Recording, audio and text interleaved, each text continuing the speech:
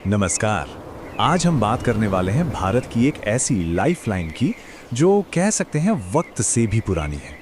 एक ऐसी पर्वत श्रृंखला जिसने न जाने कितनी सभ्यताओं को बनते और बिगड़ते देखा है। ये अरावली है और इसकी कहानी आज एक बहुत ही जरूरी मोड़ पर आ खड़ी हुई है। जरा सोचकर देखिए, हिमालय तो भूवैज्ञानिक तौर पर कल की बात है। अरावली तब से है जब भारतीय प्लेट और यूरेशियन प्लेट के बीच में एक पूरा महासागर हुआ करता था। ये प्रोटेरोजोइक युग की एक जीती जागती विरासत है। मतलब ये सिर्फ पहाड़ नहीं, ये तो धरती के इतिहास की खुली किताब के पन्ने हैं। और इनका फैलाव कोई छोटा मोटा नहीं है। ये पहाड़ गुजरात से शुरू होते हैं, फिर राजस्थान और हरियाणा से गुजरते हुए दिल्ली तक लगभग 670 किलोमीटर तक फैले हुए हैं। ये एक विशाल हरी दीवार की तरह है जो पूरे उत्तर भारत के भूगोल और यहाँ तक कि मौसम को भी आकार देती है। यही तो सबसे बड़ा सवाल है, आखिर ऐसा क्या हो गया कि करोड़ों साल से खड़ी इस रेंज का भविष्य आज तय हो रहा है।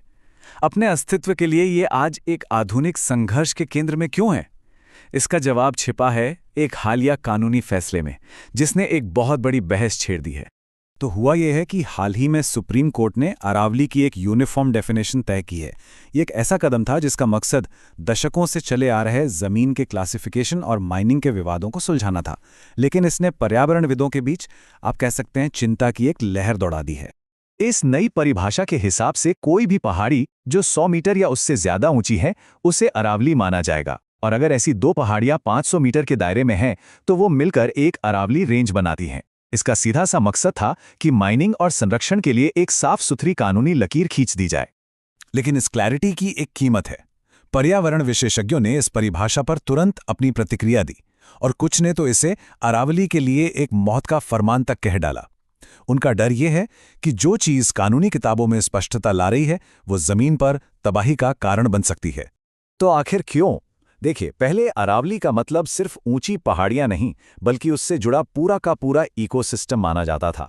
लेकिन अब इस नई परिभाषा के बाद सिर्फ वो पहाड़ियां सुरक्षित हैं जो 100 मीटर की शर्त पूरी करती हैं।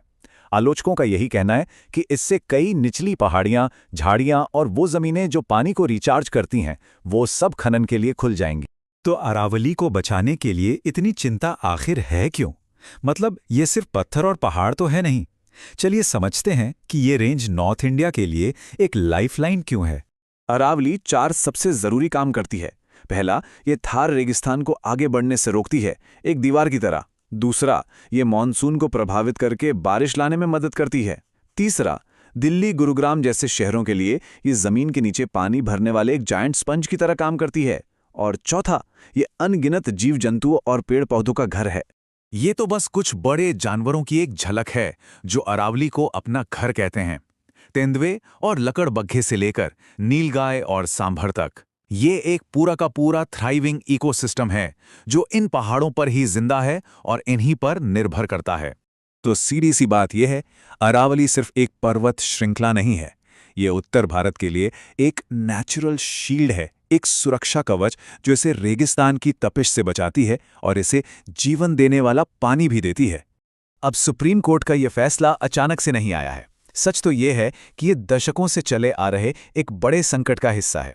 अरावली पर खतरा काफी लंबे समय से मंडरा रहा है। ये लड़ाई दशकों पुरानी है। 1980 से ही अदालतें अवैध खनन पर लगाम लगाने की कोशिश कर रही हैं। समय समय पर बैन लगे, नए नियम बने, लेकिन जमीन पर उन्हें लागू करना हमेशा एक बड़ी चुनौती रहा है। हालिया फैसला इसी लंबी लड़ाई का एक नया अध्याय है। जरा इस नंबर को देखिए, 31। ये सिर्फ एक नंबर लग सकता है, लेकिन इसके पीछे एक बहुत ही चौंकाने वाली और दुखद कहानी छिपी है। पिछले 20 सालों में राजस्थान में अरावली की 31 पहाड़ियां अवैध खनन की वजह से पूरी तरह से गायब हो चुकी हैं। जी हां, गायब।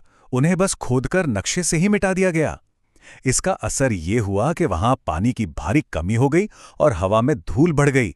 ये इस बात का सबसे बड़ा सबूत है कि खतरा कितना गंभीर और वास्तविक है। और ये संकट सिर्फ एक तरफ से नहीं आ रहा है।